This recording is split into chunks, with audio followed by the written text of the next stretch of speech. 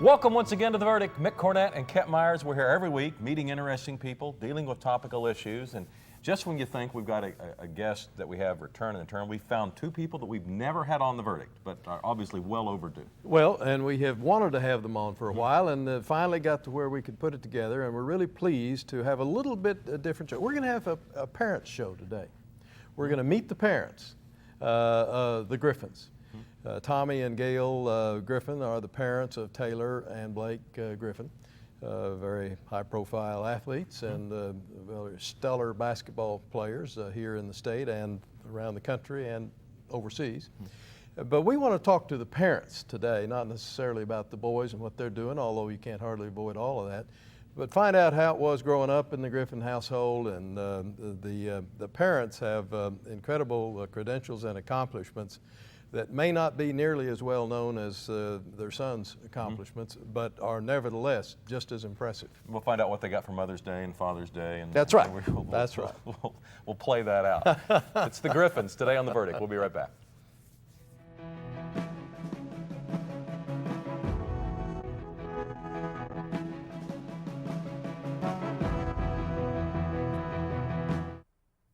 America has been here before, faced with daunting challenges, and we've always found the courage to lead. Foreign oil, greenhouse gases, we have the power to do something about them with American natural gas. Chesapeake is forging ahead, converting our fleets to clean-burning natural gas vehicles, encouraging others to do the same. Welcome to America. Chesapeake, America's champion of natural gas.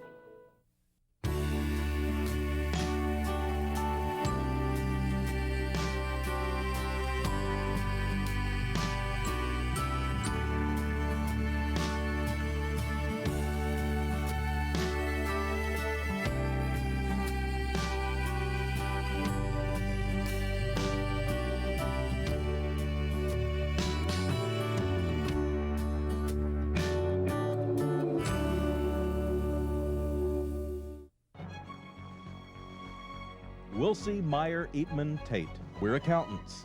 We do taxes, business valuations, estate planning, and consulting. And we're right here in Oklahoma, working with the owners of small and medium-sized businesses. Steve Wilsey and Stuart Meyer have the resources and the experience. Wilsey, Meyer, Eatman, Tate in Oklahoma City and Tulsa.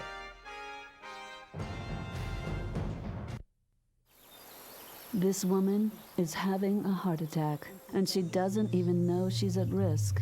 Heart attacks aren't always as dramatic as you see on TV.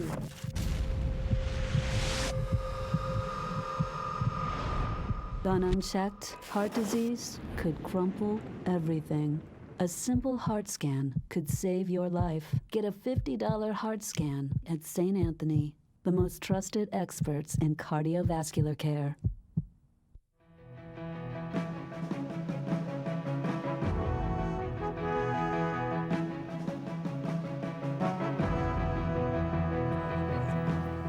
Welcome back to the set of The Verdict. Mick Cornett with Kent Myers, and Kent's going to introduce today's guests. Today we're really pleased to welcome to the set of The Verdict the parents that we wanted you to meet.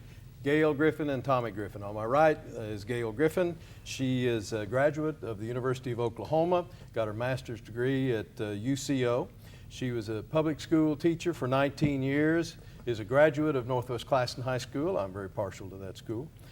She was in private business with her husband Tommy for a number of years, and she has had some other business experience that has given her great experience in handling business matters.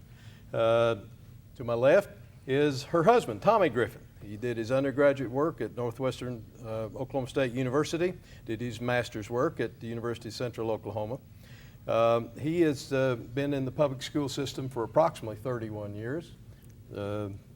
He has been a basketball coach of some renown, quite a bit renown. He has won 9, yes, I'm right, it's 9 state championships in boys or men's basketball here in the state of Oklahoma, at Classen, at John Marshall, and at Oklahoma Christian School. He has been named the Oklahoma Coach of the Year. He is in the Coaches Hall of Fame, and he has many other honors and accolades, as does Gail, and one that we're going to just spend brush by briefly today is that they also, not only are they famous in their own right, but they have a couple of famous sons in Taylor and Blake Griffin.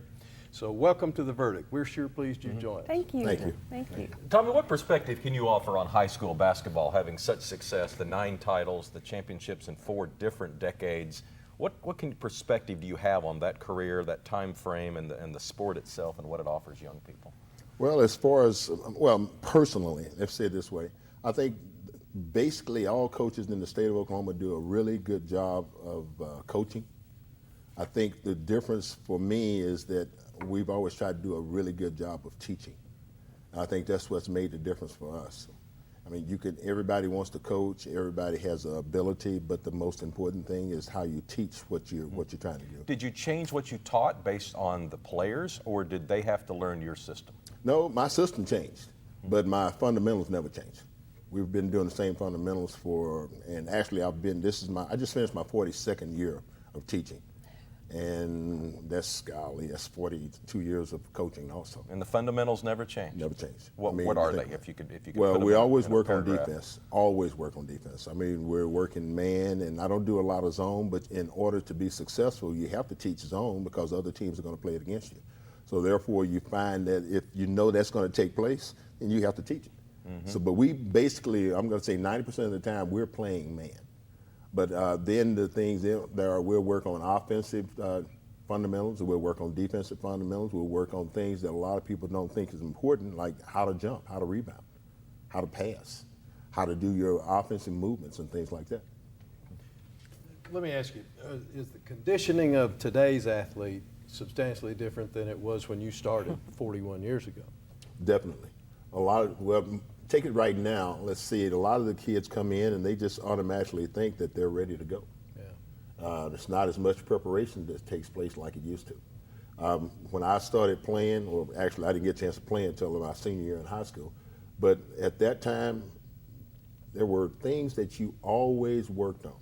It wasn't always just shooting. Mm-hmm. But now the most important thing, if you give a kid a basketball right now, the first thing, if he's a little guy, he's going to show you how much he can touch the rim. If he's a big guy, he wants to show you that he can shoot from outside the arc, because normally those are not positions that they get a chance to do. But it's just one of those things. We just kind of gotten away from fundamentals. Let me ask you another related question, and then I want to ask Gail a question. From an injury standpoint, is the frequency of injuries and severity of injuries, has that changed over the years? Frequency has, okay, because during the time that I first started coaching and teaching, a lot of our kids were very active anyway. So they were very limber. They were used to doing a lot of running. They didn't do a lot of sitting at home playing video games. And I'm not saying everybody does that, but sometimes that's what takes place. And therefore, you're not using all of the gifts that God has given you. But now we have more kids that want to, okay, well, I'll go to practice, but I can't wait to get home. I want to play a video game. I want to get on the cell phone. I want to be on the computer. I mean, a lot of those things now, the activities level is totally different than what it used to be. Gail, I have to ask you this question. Do you ever get tired of the sound of a bouncing basketball? You must have spent a good part of your life in the gymnasium. I have, you're right. But no, I do not. In fact, now, when we're at home and the house is quiet and I hear a ball outside, oh, great memories. It just reminds me of Taylor and Blake being out there. With those two big guys gone, it must be a big empty nest. It is. It's quiet. It's quiet. What has your life been like in the last couple of years since they've left college? Obviously, if you want to watch them play now, it's not as easy as driving to the local gymnasium. So how have you adjusted to following their basketball when they're not at home anymore? Well, fortunately for League Pass, we're very thankful that we have that. Which is the cable network that allows you to see games on television. That is exactly right. Okay. So we didn't have to miss any of Blake's games this year. In fact, last year we were watching Suns and Clippers every game, even though Blake was injured. You know, that way I could see him at least on the sideline and see Taylor when he was with the Suns. And then, of course, this year was a little different with Taylor being in Belgium. We could follow online scoring I see. It's a little bit removed. A little bit removed. All yeah. right, take us back to a time when they were growing up, and you were the designated driver, I assume, to get them from practice into games. There must have been almost a 12-month year-round program installed in that point. At what point did you think, gee, I hope this is worth it at some point, someday? I hope they appreciate what I'm doing. I'm sure I had those moments. Oh, it was wonderful. We loved all the trips we went on and all the practices. One of us usually, especially when they were little guys, we went from sport to sport. Of course, they started in T-ball, and T-ball was over, and we went to soccer into basketball. Year-round, both of them from age 6. Right. And we spent a lot of time, but we also made great friends and the families that were involved, and we loved it.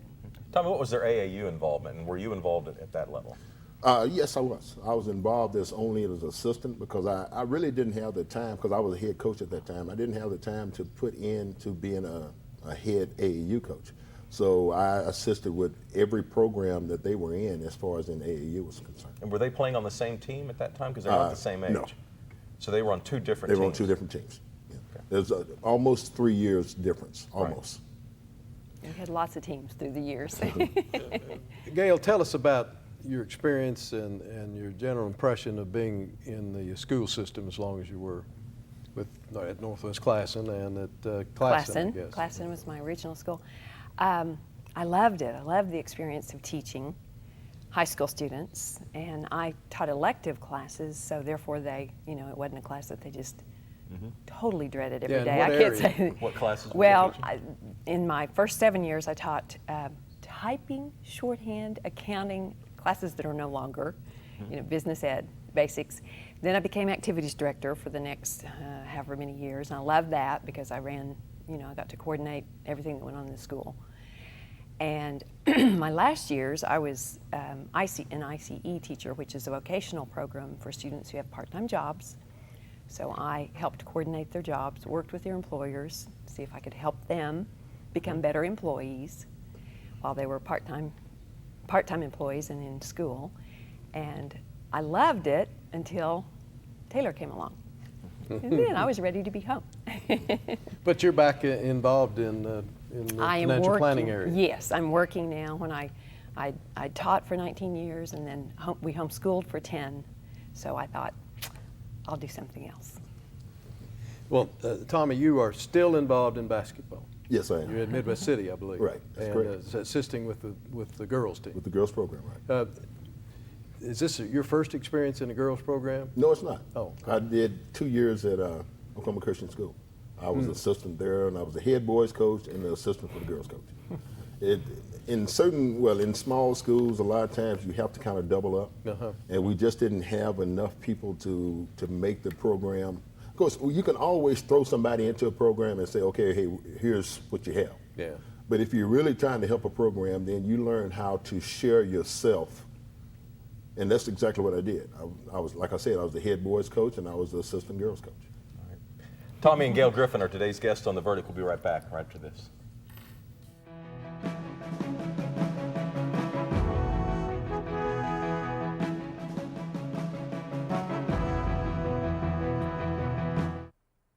The thing that has made the most sense for me is realizing that I am still an educator, and that is what I do at the Chickasaw Nation. I'm Dr. Amanda Cobb-Greetham. I'm a historian, and I'm Chickasaw. The Chickasaw Cultural Center is amazing. It is a very, very special place devoted to the sharing and to the celebration of Chickasaw history and culture. State-of-the-art technology, exhibits that are not like anything I've ever seen. The Spirit Forest is incredible, and you feel as if you have actually just walked into a forest with huge trees all around you. It's timeless, and yet it's sort of also representative of our time depth, to really just sort of reach through time and touch the past. By the end of the exhibits, you really have a sense of Chickasaw cultural and political resurgence, and the extent to which we are a healthy, dynamic, and vital tribe today. Chickasaws have always been an inclusive people. This is something for the whole community and for the state of Oklahoma. Every time our country imports energy, we're saying we've lost confidence in our own. But Oklahomans know under the land of the free lies the energy to be brave. Advanced technology has led to vast discoveries of oil and natural gas that have doubled America's supply estimates. Using one well to do the work of 10 in half the time, we're proving that America's best answers will always come from inside our borders. Oklahoma's oil and natural gas industry, advancing our state, empowering our nation. When you have something important to communicate, it becomes clear that there's a lot of competition for your audience's attention. So how can your message stand out and actually resonate with your audience? Legal Graphics has the answers. The team at Legal Graphics will work with you to plan, design, and even test your presentation to ensure your message will be heard and remembered. Call Legal Graphics today to schedule an appointment. The readiness is all.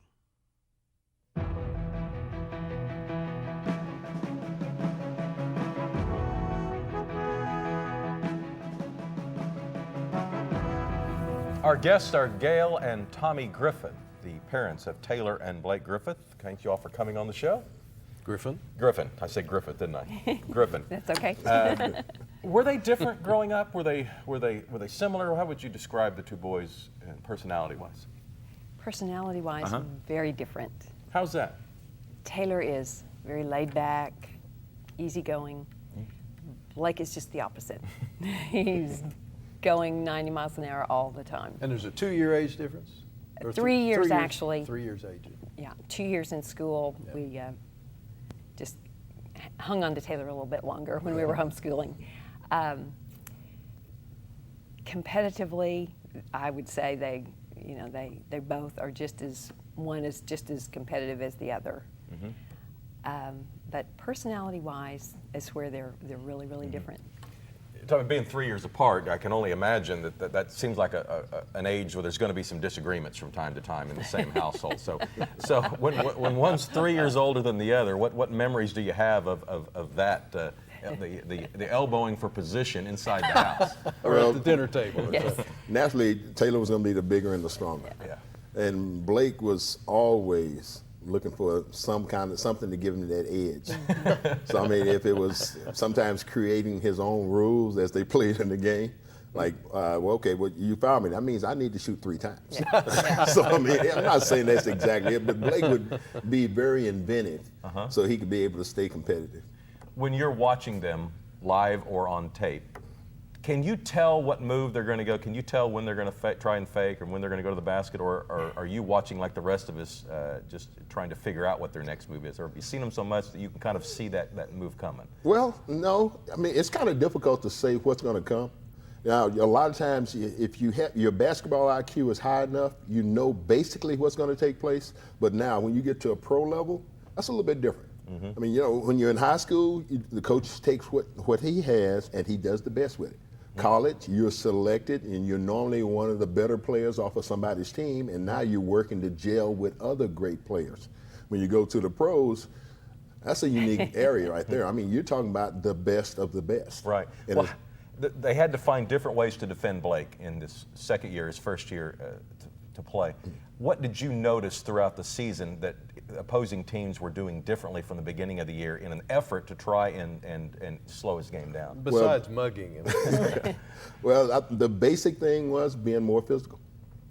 I mean, trying to really put trying to keep him from getting to the basket? Right, and they would rather see him maybe ball taken out or put him on the free throw line more so than to let him score. And nobody's going to let him score, but I mean, they're going to really try to stop him from scoring. Because we're talking about a high percentage of his shots are going to go down. So therefore, coaches sometimes look at things differently. Yeah. My whole philosophy is it's totally different from that. And I'm not saying I was always like that, but after my first 2 years of coaching, I found my own personality. When I first started coaching, your first year as a head coach, you're trying to be like somebody else. That's not good. So at that point, I didn't feel good about it. Even though we were state champions my first year as a head coach, it wasn't me. Right. So I just felt like it's time for me to make sure I'm my own man instead of trying to be somebody that I admired or somebody that I've seen before. So I think the coaches now do that to try to stop players instead of, and I'm saying being more physical, instead of trying to find, well, okay, if this kid beats me, he beats me. I'm not going to try to hurt him, and I'm not going to try to do anything physically to him. But that's how a lot of coaches think now. Well, when he's being treated more physically, does your motherly instinct kick in? So describe. You've probably seen that at several different levels, but at this level, I'm sure it's quite physical. Yes, and I didn't think it was going to happen at this level so much. I thought, these men are, this is their welfare. They're supposed to play by the rules. And they're not going to hurt each other. They don't want to be hurt, and I just was, I couldn't believe it. I really, had not spent much time watching professional basketball prior to 09. So I was amazed, and I don't like it at all. He's having to fight for his life every time down the floor, it seems like sometimes. Give us an update on Taylor being in Belgium. How's he doing, and what's his career looking like over there? He's doing really well. He had a long, hard season. He's back now. It was a 1-year contract. And there was, of course, the adversity of just being alone in a foreign country. So he had some lonely times. Had to be a good experience for him. Good experience, growing up. Yeah, I tell him all the time that I said, God is going to use this to make you better at something. Yes. I don't know what it is, but I feel very strongly that he is being used for some kind of instrument that God's going to put him in, that he's going to be able to help somebody else. And that's what we're here for. Yeah. It's not about being selfish. It's about sharing the things that we have, the knowledge that we have, and then sometimes the wealth that we have. And there are some other little things in between that we should be sharing and not trying to, I can't give this up, this information, this is mine. No, it's not like that. So I'm just letting him know, I feel very strongly that's what's going to happen. When the boys were in high school, you were in communication with them, of course, on a daily basis. When they were both at OU, they were there at the same time, at least partially. Right. You were in communication, 20 miles away. You're in communication with them. Nowadays, when Taylor was overseas and Blake was all over the country playing, did you get to stay in touch with him as much as you would like? With Taylor, it was a little bit harder this year. We, just because of the expense of, even text messaging. So he and I both had Blackberries, so we did Blackberry messaging, which was the most economical for us to be able to communicate. And we Skyped. It was, I can't imagine 20, 25 years ago, parents having to deal with that. I would have been crazy. So, we were able really to stay in touch with Taylor, basically. And with Blake, when we hear from him, he stays so busy. We hear from him, but it's usually just short little chats. Fill us in. Well, Tommy, how's your family life changed since, of course, Blake's great success and Taylor's success as well in the Pro League? How's your family life changed? Well, our life really hasn't changed that much. You're still active in what you like to do. Right. And that's what it's all about. I don't want to just, my sons are gone, let's stay home, close the doors. No, that's not what I want to do. I want to continue, and people ask me all the time. One guy said, hey, Father Time, when you going to stop teaching? I say, well, when it's not fun to me. The clock doesn't run anymore, yeah. So, you do things because you enjoy it, because you have a passion for it. It's just like our family. We have a passion for our kids. Yes. And so when it stops being a passion for me to coach and teach, then I will stop. But as long as I have that passion in one direction or the other, I will continue. Have either of them? I'm sorry. Please go ahead. The hard part is just having them be so far away, and that was, that was tough after so many years all together and being so close in Norman. And we just a few seconds left, but the Clippers played the Thunder this past year. That had to be a really strange situation for you two, sitting in an Oklahoma City arena and hearing people cheer loudly for the other team, because you hadn't had to see that before. What was that like? Well, as far as I'm concerned, I think that most of the time, I'm going to say 99% of the time, Thunder fans were great. That 1% of the time when Blake was booed for making a play, to me as a coach, I'm thinking, that is not what should take place. I wouldn't expect for them to boo somebody that wasn't a state product. But the thing is, the Thunder they have a great program, and there are great administrators, players, and the whole organization. Most of the time, the Thunder fans are super. Yeah, but it only takes like 0.5%. Well, let me say it this way. It only takes one boo and some boo-ers or boo One followers. leader and a few followers. And then Yeah. that makes it look bad. And it really wasn't that bad to me until a friend of mine called me and said, "Gosh, why did they boo Blake?" I said, well, that's, you can't deal with that. I mean, you're going to have some people that are not as knowledgeable about these things, and you have to learn how to deal with it. We're going to have to make that the final word. We'll be right back. Thanks for coming. Well, we appreciate it.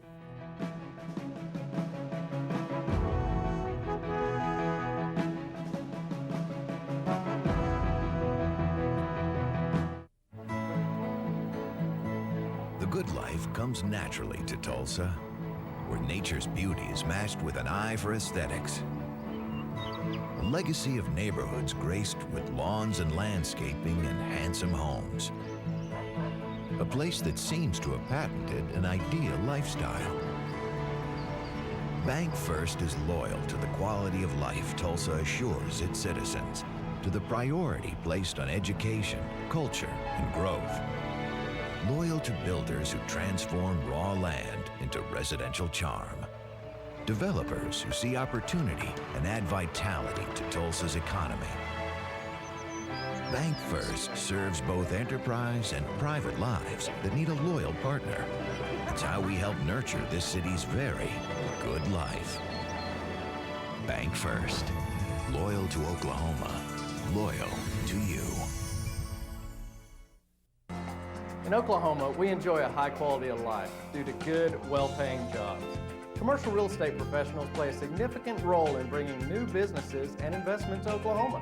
The commercial real estate community has come together to market Oklahoma's commercial properties nationwide through a free public website, okcommercialproperty.com. We are invested in keeping Oklahoma strong and growing because economic development ensures quality of life. The Journal-Record is pleased to be a sponsor of The Verdict. The Journal-Record, since 1903, the best source of Oklahoma business news and legal information.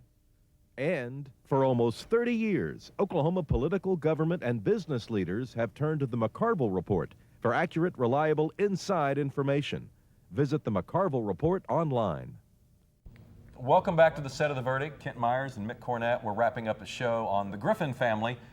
Blake and Taylor Griffin's parents, Tommy and Gail, were just so interesting and having the time of their lives. Indeed. Yeah. We'll have another show next week, and we'll see you then.